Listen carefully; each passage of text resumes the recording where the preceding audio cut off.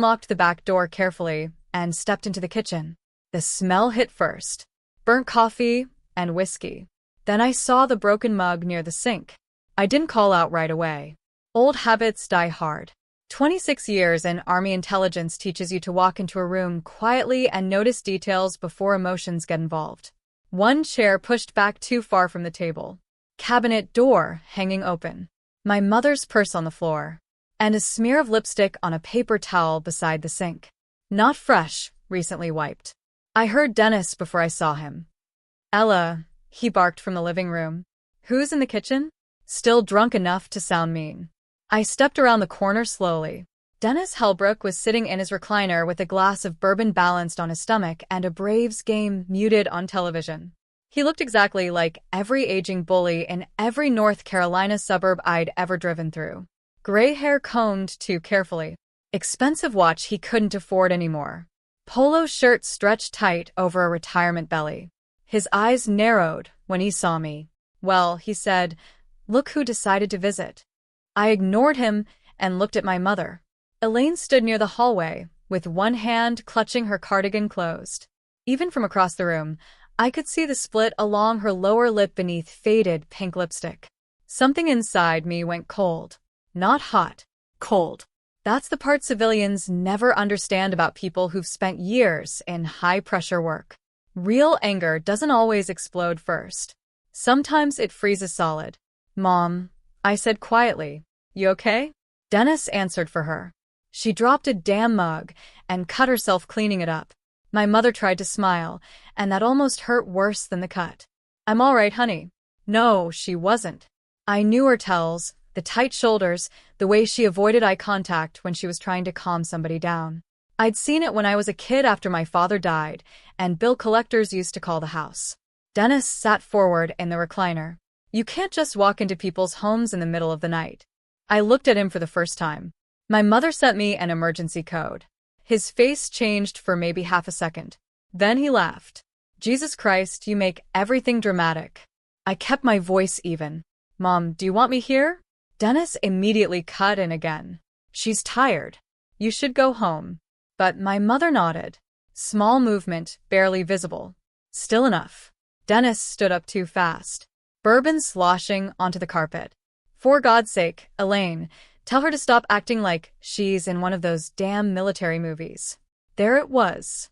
The military comment. Dennis loved those. For 12 years, he'd treated my Army career like a hobby I lucked into. According to him, women in the military either pushed paperwork or posed for recruitment commercials. I never corrected him. Honestly, after a certain age, you stop trying to convince insecure men of anything. Most people back home thought I'd worked some boring federal desk job near Fort Liberty. That was fine with me. Easier snorts than explaining classified assignments to strangers at church potlucks. Dennis took a step closer. "You got your little drama fixed now." The whiskey rolling off him made my eyes sting. I glanced at my mother again. Her cardigan sleeve had slipped slightly, bruising, not fresh. That told me everything I needed to know. My chest tightened, so suddenly I had to unclench my jaw before speaking. "How long?" I asked her softly. Dennis scoffed. "Oh, for Christ's sake." My mother looked down at the carpet, and that silence said more than any confession ever could. Dennis pointed toward the door. "You need to leave." I still remember how calm my voice sounded. Number that irritated him more than yelling would have. Men like Dennis feed off emotional reactions. Calmness makes them nervous. He moved toward me fast enough that my body reacted before my brain finished deciding. His hand grabbed my wrist. Wrong decision. I turned, slightly, rotated his arm inward, and pinned him against the refrigerator in less than 2 seconds.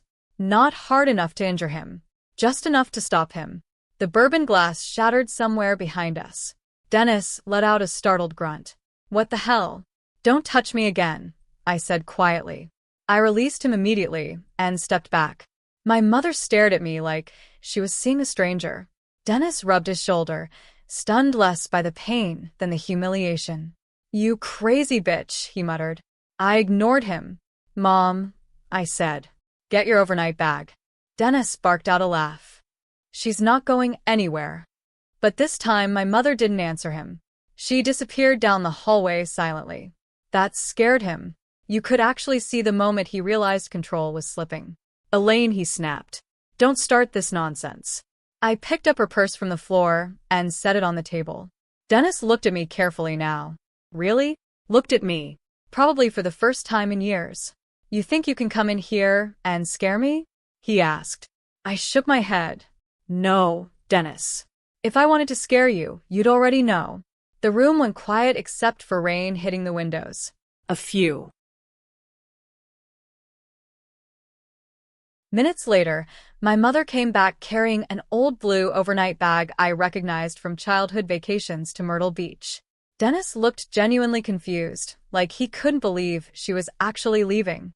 That's the thing about men like him. They mistake endurance for loyalty. My mother stopped beside me near the door, still trembling slightly. I took the bag from her gently. Then Dennis said the sentence that changed everything. "She'll come back tomorrow. She always does." My mother looked at him for a long moment, and for the first time all night, she spoke clearly. "No," she said softly. "I don't think I will." We did not drive away that night. That was the first thing people always ask when I tell the story. "Why didn't you just take your mother and leave?" I wanted to. Believe me, I had her overnight bag in my hand. Dennis standing there red-faced and shaking, and every instinct in my body told me to get her into my truck and put 20M between us and that house. But my mother stopped in the doorway. Her slippers were soaked from the rain blowing across the back porch. One hand held the frame like she needed it to stay upright. "Rachel," she whispered, "I can't just leave." Dennis heard that and smiled a little. Not much. Just enough. That tiny smile told me he had been counting on shame for a long time.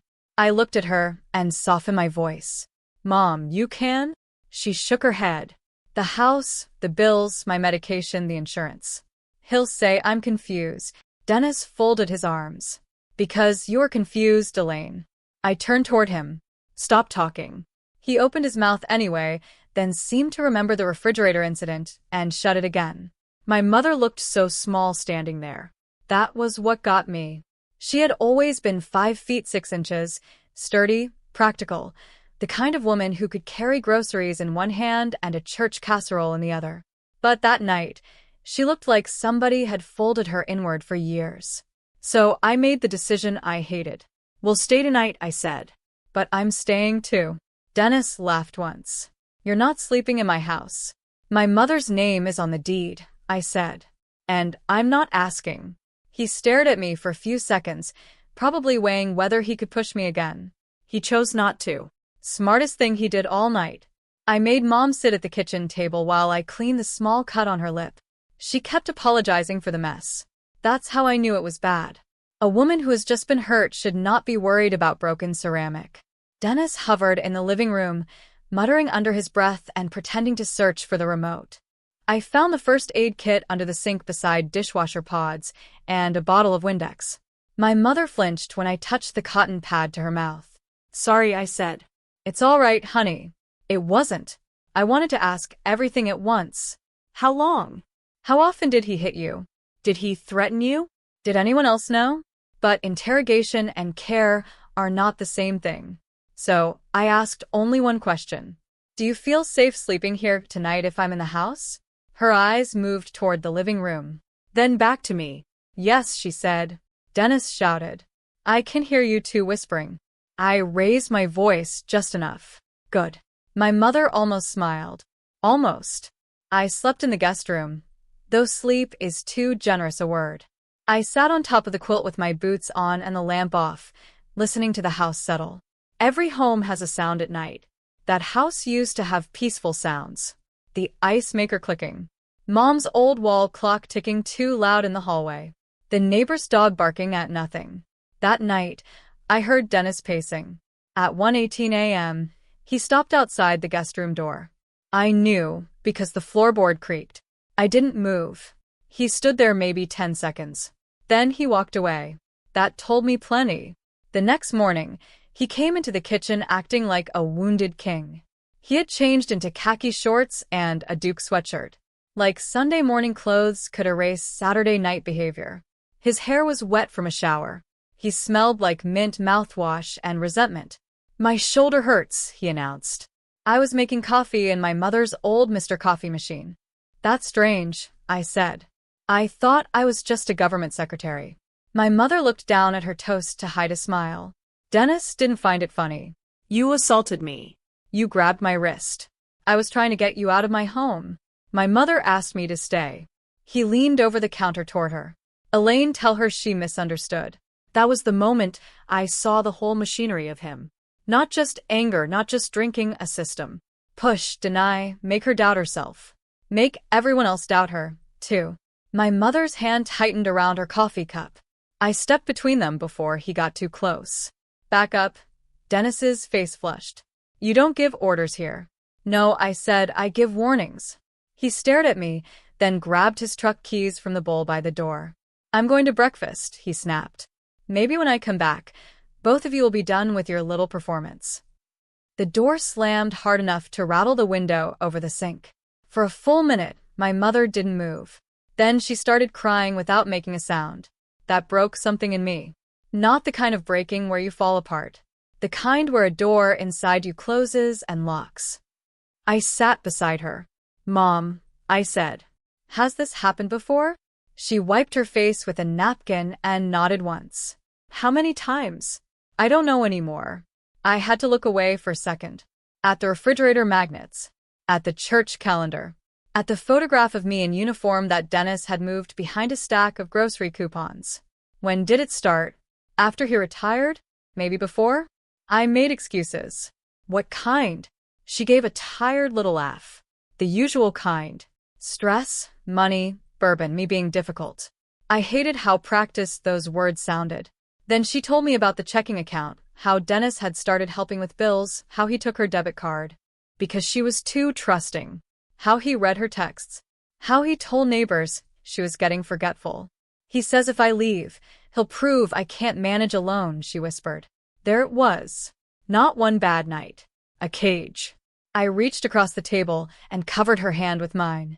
"I need to document this." She stiffened. "No police. Not yet.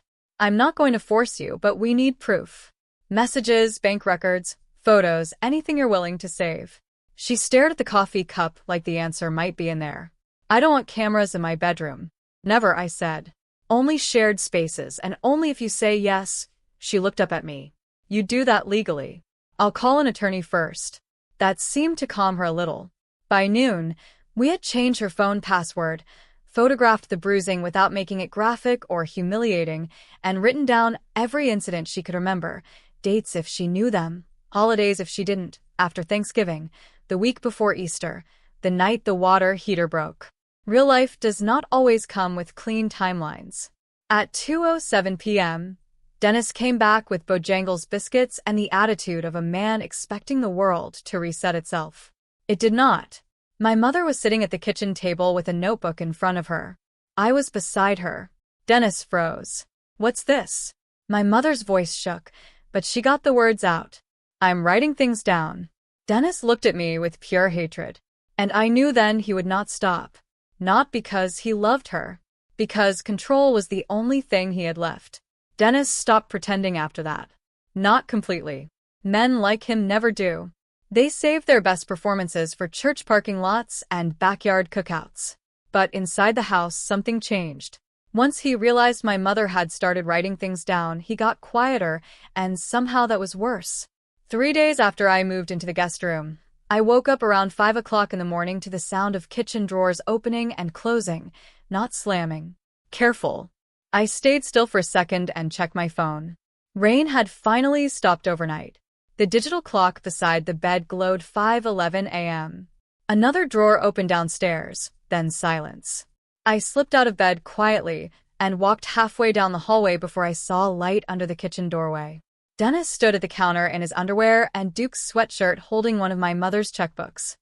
He didn't hear me at first. He was flipping pages fast, looking for something. When he finally noticed me, he jerked slightly and shoved the checkbook closed. "Couldn't sleep?" I asked. He stared at me for a second too long. "Looking for stamps."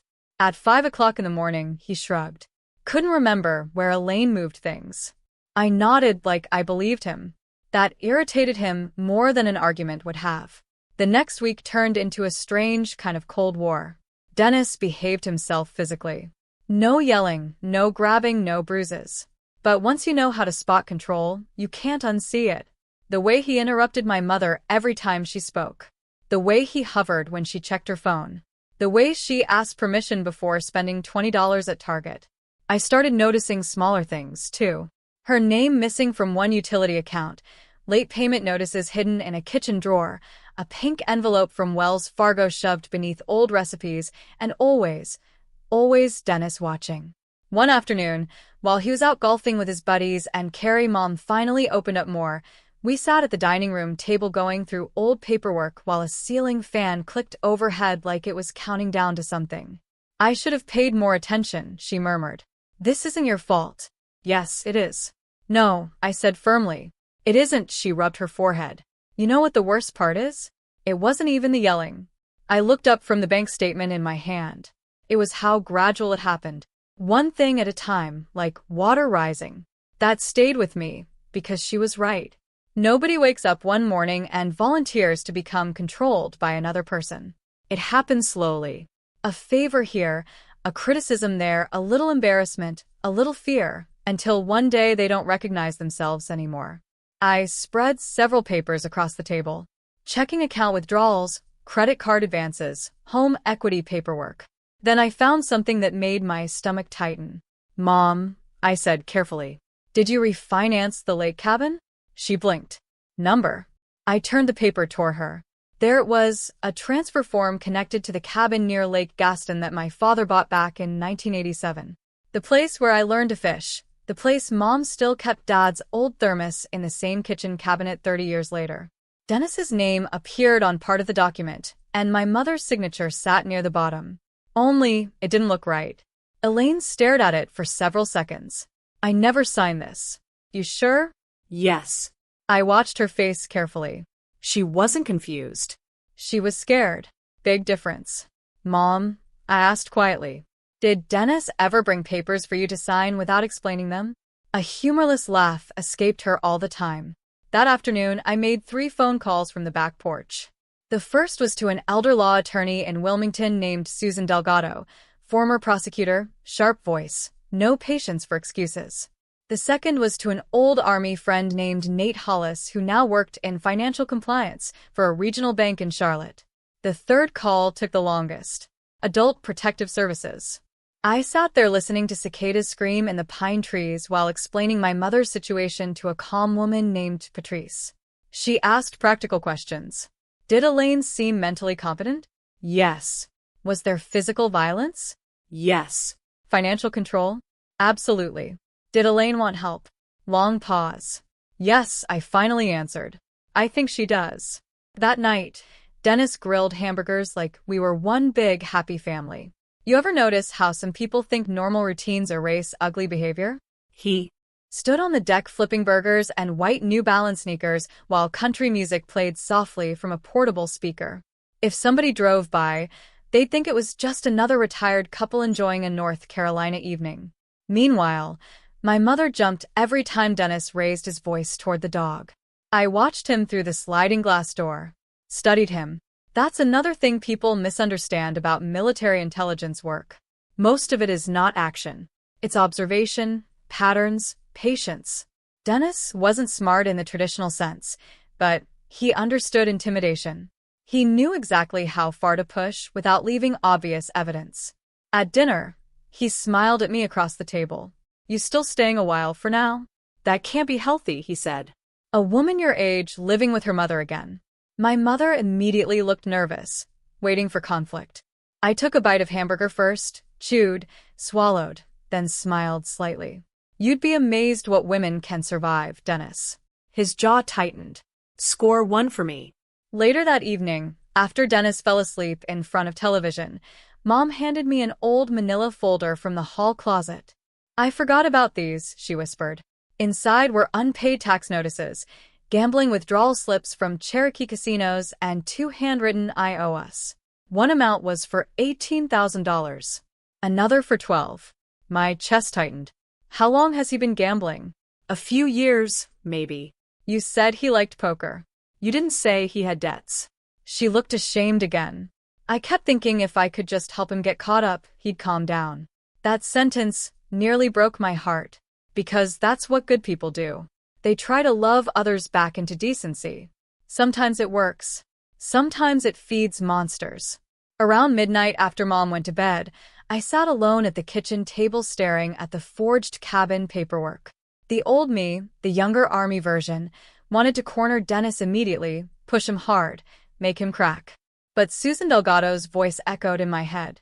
If he feels trapped too early, he'll destroy records and turn your mother into the unstable villain. So I waited, and I hated every second of it. Then my phone buzzed. Text from Nate Hollis. Call me ASAP. Found something bad. I stepped outside onto the dark back porch and called him immediately. Nate didn't waste time. Rachel, he said quietly. Your stepfather's name showed up connected to 2 elder fraud complaints in Wake County. I felt my pulse slow, that cold feeling again. What kind of complaints? Home repair scams? Loan manipulation? Mostly widows. I looked back through the kitchen window. Dennis snored softly in the recliner while my mother's house wrapped itself around him like he owned every inch of it. Maybe he thought this was still a family argument. It wasn't anymore. A week later, Dennis invited the whole family over for Sunday dinner like nothing had happened. That was his style.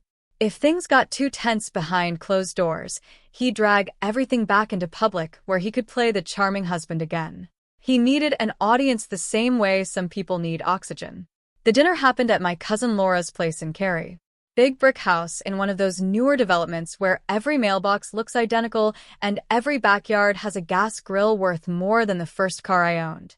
I almost didn't go. Honestly, I was exhausted. Not physically, mentally. People think investigations are exciting.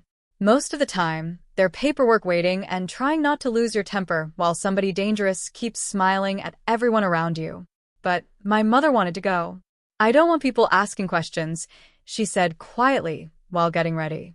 That sentence bothered me more than she realized because it meant she'd spent years organizing her life around avoiding embarrassment instead of avoiding harm. So we went. Dennis arrived carrying a peach cobbler, like he was running for mayor. Look at this crowd, he announced loudly. A family that still eats together. That's rare these days. Everybody laughed politely. I stood near the kitchen island nursing a Diet Coke and watched him work the room. He kissed my mother's cheek in front of people, pulled out chairs for her, touched her lower back constantly. Performance, every bit of it. My cousin Laura leaned toward me while arranging delied eggs on a tray. You and Dennis doing better? I kept my face neutral. We're managing. That's another thing you learn after enough years around tense situations. Most people don't actually want the truth. They want reassurance. Dennis wandered over a few minutes later, wearing khakis and a UNC polo shirt tucked in too tight. There she is, he said, pointing at me with barbecue tongs. Our mysterious government employee. Retired government employee, I corrected. Same thing, he chuckled. Rachel still won't tell us what she actually did all those years. Mostly paperwork. He smirked. That's what I keep telling everybody. A few people laughed. I smiled politely and took a sip of soda. Inside, I could feel my jaw tightening. Not because of the joke, because my mother laughed too.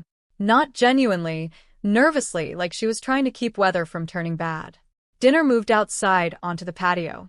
Kids running around with sparklers left over from 4th of July. Somebody's Bluetooth speaker playing old Tim McGrath songs too quietly. The smell of grilled chicken and citronella candles hanging in humid evening air. Normal American family stuff, which somehow made the whole thing sadder. Dennis sat at the head of the patio table holding court like always. He launched into one story after another. Golf complaints, gas prices, young people being lazy, the usual retired man starter pack. Then, he started steering the conversation toward me. Subtle at first. You know, Rachel's had a hard time adjusting since retirement. I kept eating my potato salad. She spent too many years around stressful environments, he continued. Change as a person. Laura glanced at me awkwardly. Dennis kept going. Military life isn't exactly normal. Some folks come home carrying things. There it was. Planting seeds, making me sound unstable before anything became public. Classic control tactic. My Uncle Randy cleared his throat. Well, she seems all right to me. Dennis lifted one shoulder. Oh, sure. Rachel's tough. Sometimes maybe too tough. My mother went completely still beside me. That tiny reaction told me she understood exactly what he was doing. I finally looked up. Dennis. Yeah, you should probably stop talking now. His smile tightened slightly. See that intensity one was talking about. A few people shifted uncomfortably in their seats. Nobody wants conflict at a family dinner, especially older families. They'll tolerate years of tension just to avoid one ugly evening. Dennis leaned back in his chair like he was completely relaxed. I'm just saying combat environments affect people. I set my fork down carefully. I was Army intelligence. Same difference. Number. Not the same difference. But arguing details wasn't the point. The point was power. Dennis wanted everybody at that table quietly wondering if maybe I was overreacting, maybe emotional, maybe damaged. I'd seen the strategy before. Hell, I'd briefed commanders on manipulation tactics overseas that looked cleaner than this. After dinner, I walked into the garage to grab another case of bottled water from the extra refrigerator. Dennis followed me. Of course he did. The garage smelled like motor oil and old lawn equipment. One fluorescent light buzzed overhead. Dennis closed the door behind him halfway. You enjoying yourself? He asked. I'm fine. You know, he said softly. People start asking questions when middle-aged women move back in with their mothers. I grabbed the water case. You done? Nope. He stepped closer. I built that life with Elaine. You think you can walk in after all these years and tear it apart? I looked at him evenly. You tore it apart yourself. His face hardened instantly. There's not a person in this family who's going to believe your little stories over me. I didn't answer. That bothered him more. She needs me, he continued. You think your mother can handle bills, lawyers, courtrooms? She'll fall apart in a month. That one almost got me. Not because it scared me, because part of me worried he might believe it. Abusive people spend years convincing victims they can't survive alone. Eventually, even outsiders start doubting it. Dennis lowered his voice further. You should have stayed gone, Rachel. I stepped closer, too. Not aggressive. Just enough to make him look up slightly instead of down. You really ought to stop talking when you think you're winning. For a second, something flickered across his face. Uncertainty. Then footsteps approached from inside the house, and he backed away fast, putting his fake smile back on before Laura opened the garage door. There you two are, she said nervously. Dennis grabbed a water bottle immediately. Just helping out, of course. Always helping. Later that evening, while people ate cobbler on the patio, an older man named Carl Whitaker pulled me aside near the fence. Carl was one of Dennis's poker buddies, retired electrician, quiet guy with nicotine-stained fingers and tired eyes. You got a minute? He asked. I nodded cautiously.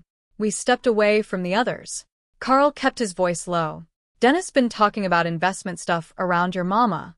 Every nerve in my body sharpened. What kind of investment stuff? Carl stared out toward the trees.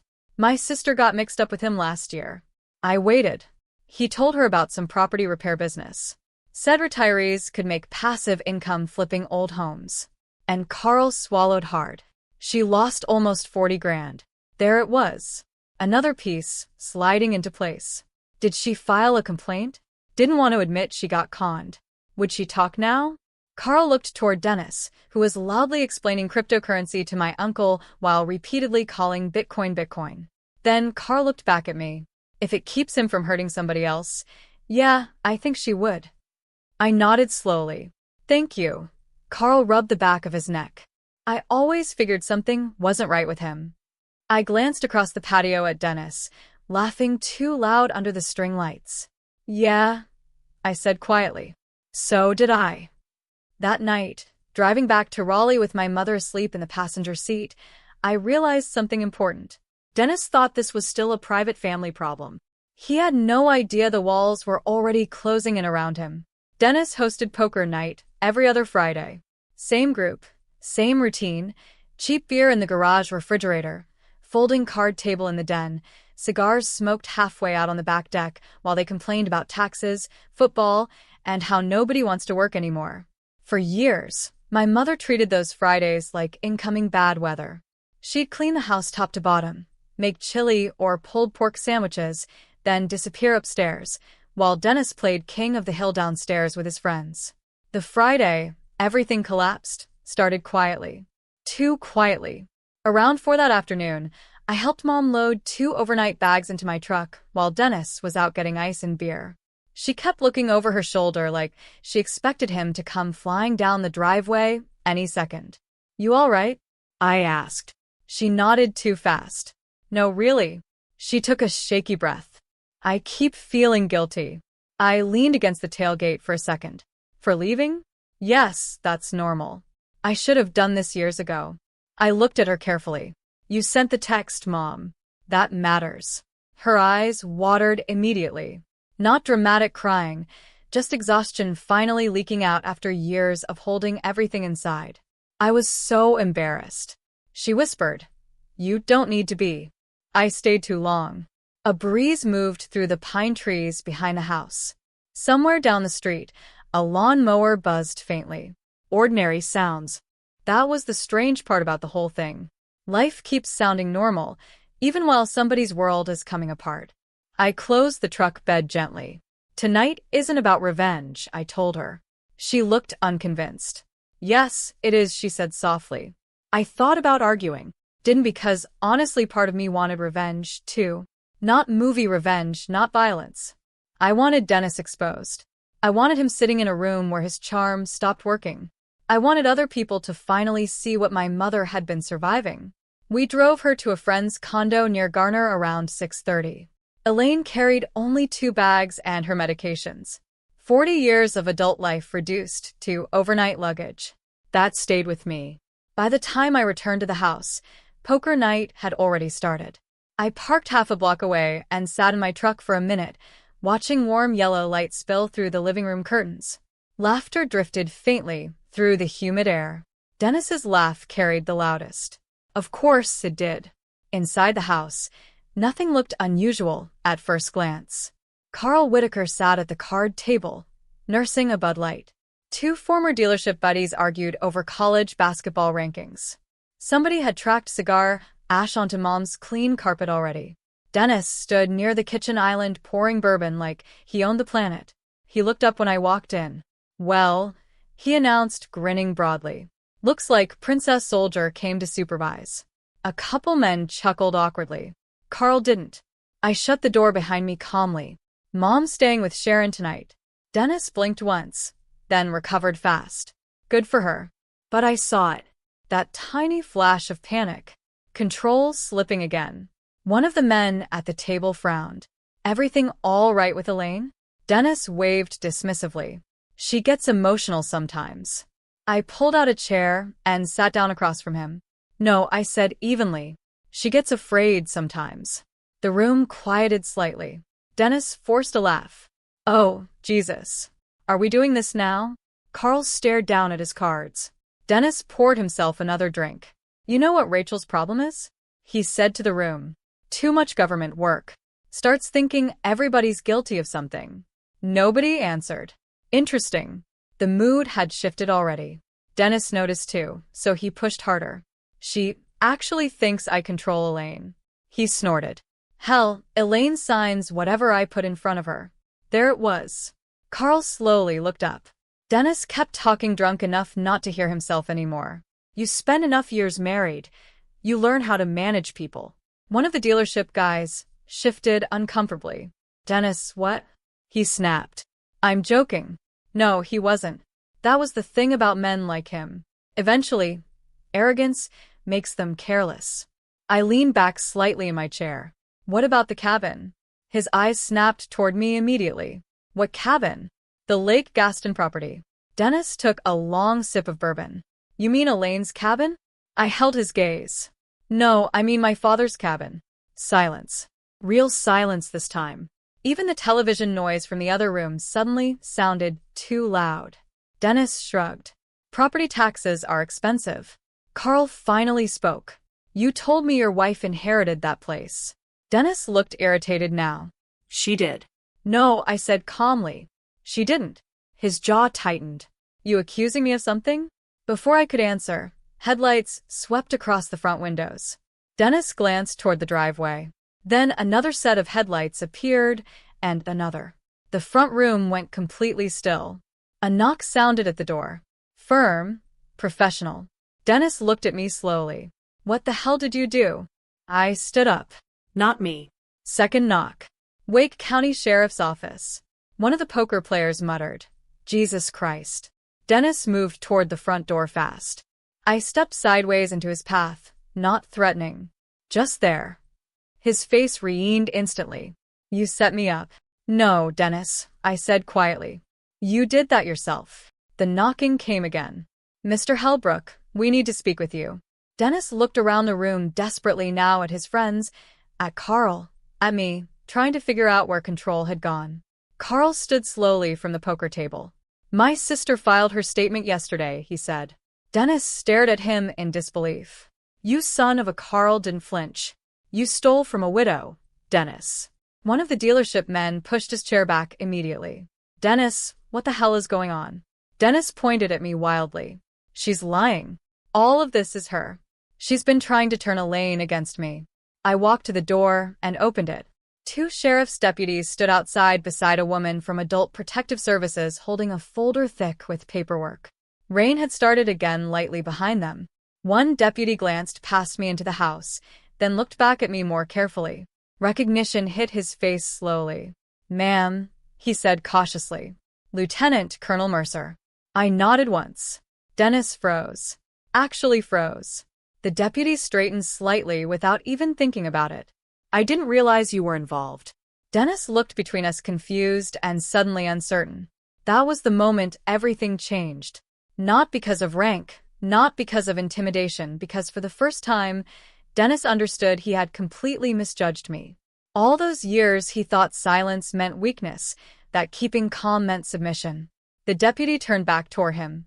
Mr. Holbrook, we need to ask you some questions regarding financial exploitation complaints and threats reported by Mrs. Holbrook. Dennis laughed nervously. This is insane. Nobody joined him. Carl looked disgusted. One of the dealership guys quietly grabbed his car keys. The other wouldn't even meet Dennis's eyes anymore.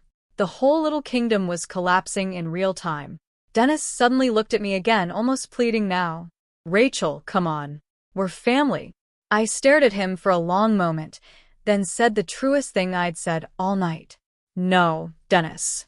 We were just trapped in the same house. Outside. Across the yard near my truck, my mother stood under an umbrella beside Sharon. Dennis saw her instantly. Elaine. She didn't move. He stepped toward the porch, but the deputy stopped him gently. My mother pulled off her wedding ring slowly. Not dramatic, not angry. Just tired. I'm done being afraid in my own kitchen, she said. Dennis opened his mouth. Nothing came out. And honestly, that silence was more satisfying than any revenge fantasy I'd ever imagined. People think the hard part ends once somebody leaves. It doesn't. That's just the moment reality finally starts. 4 months after poker night, my mother moved into a small townhouse outside Wilmington. Nothing fancy. Beige siding, tiny front porch, wind chimes hanging beside the door that rattled every time coastal air rolled through. But it was quiet. That mattered. The first time I visited after the move, I noticed something immediately. She slept through the night. No television running at 2 o'clock in the morning. No footsteps pacing the hallway. No listening for truck doors slamming outside. Just sleep. I don't think people understand how much fear changes a body until they watch somebody slowly come out of it. Mom started doing small things again. Real things. She joined a watercolor class at the senior center twice a week. Started buying flowers for the porch. Began drinking coffee in the mornings without rushing through it like she expected criticism with every sip. One afternoon, I found her sitting outside reading an old paperback mystery novel with her feet propped on a stool, and it hit me that I hadn't seen her relaxed in years. Not truly relaxed. The legal mess with Dennis dragged on, though. That part wasn't satisfying. There were hearings, statements, bank reviews, endless paperwork, lawyers charging by the hour to explain things we already knew. Turns out real justice moves slower than people think. Dennis was eventually charged with financial exploitation fraud connected to forged property paperwork and intimidation tied to witness statements. Carl's sister testified. So did two other women nobody knew about before the investigation started. Apparently, my mother had not been his first practice run. That knowledge made me physically sick for a while. Not because it surprised me, because predators almost never start with their worst victim. The cabin near Lake Gaston stayed in our family after the forged transfer was blocked. Mom cried when Susan Delgado called with the news. Not dramatic crying, just quiet relief. My father bought that place after 20 years working at a textile plant. Every loose board and crooked cabinet in that cabin carried his fingerprints somewhere. Losing it would have destroyed her. One Saturday in October, Mom and I drove up there together for the first time since everything happened. North Carolina autumn had finally settled in. The trees around the lake had turned gold and rust-cold, and the air smelled like damp wood and chimney smoke. The cabin looked smaller than I remembered. Funny how childhood changes dimensions in your head. Mom unlocked the door slowly. Inside still smelled faintly like coffee grounds, old pine, and the tackle box my father used to keep under the sink. For a minute, neither of us said anything. Then Mom laughed softly. What? She pointed toward the refrigerator. Your father still has mustard in there from 2019. I laughed harder than the joke deserved. Maybe because we both needed it. We spent the afternoon cleaning the place up, opened windows, swept leaves off the deck, found old photo albums in a plastic storage bin. At one point, Mom sat down heavily in one of the kitchen chairs and stared out toward the lake. You know something strange, she said. What? I thought leaving Dennis would feel dramatic. I leaned against the counter, but it didn't. She shook her head. It felt quiet. That made sense to me. Most life-changing moments are quieter than television teaches us. No music swelling, no speeches, just somebody finally getting tired enough to choose themselves. Later that evening, we sat on the dock wrapped in old blankets while the sun went down over the water. Mom looked healthier than she had in years. Still older, still tired sometimes. Trauma doesn't evaporate because somebody leaves a bad situation. But she looked present again, like herself. I need to tell you something, she said. I glanced over. When you were little after your father died, I always worried you became too serious too fast. I smiled faintly. I was kind of a weird kid. You were careful, she corrected softly. Always listening, always watching moods. I stared out across the lake. She wasn't wrong. Military training sharpened instincts I already had. It didn't create them. Mom folded the blanket tighter around her shoulders. I thought keeping peace in the house was protecting you. I swallowed once before answering. I know. No, she said quietly. I don't think you do. That surprised me enough. I looked over. Tears filled her eyes, but she kept talking anyway. I should have left sooner. I should have stopped making excuses for him. I should have believed what it was doing to both of us. For a second, she looked older than I'd ever seen her. Not weak, just honest. I moved closer and put an arm around her shoulders. Mom, I said carefully, the bravest thing you did wasn't leaving. She looked at me. It was sending the code. That broke her composure completely. She cried into my shoulder while the lake water knocked softly against the dock beneath us. And honestly, that moment mattered more to me than Dennis getting arrested. More than the investigation, more than watching him lose control in front of his friends, because revenge alone doesn't heal much. Freedom does. A few weeks later, I drove back to Fayetteville with the windows cracked and old classic rock playing quietly through the truck speakers.